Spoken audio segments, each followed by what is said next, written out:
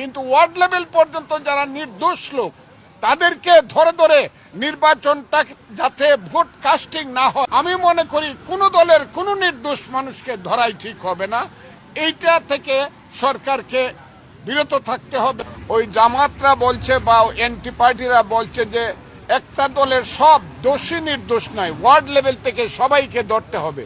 কিন্তু আমি মনে করি, আমরা মনে করি আওয়ামী লীগের যারা দোষী, বিগত সরকারের যারা দোষী তাদেরকে কঠিনভাবে ধরা হোক এবং শাস্তি দেওয়া হোক। কিন্তু ওয়ার্ড লেভেল পর্যন্ত যারা নির্দোষ লোক তাদেরকে ধরে ধরে নির্বাচনটা যাতে ভোট কাস্টিং না হয়, পৃথিবীর কাছে আমাদেরকে ছোট করার একটা চক্রান্ত চলছে। আমি মনে করি কোন দলের কোন নির্দোষ মানুষকে ধরাই ঠিক হবে না। এইটা থেকে সরকারকে বিরত থাকতে হবে এবং চিফ ইলেকশন কমিশনারকে এই ব্যাপারে সুদৃষ্টি দেওয়ার জন্য আমি আহ্বান করছি।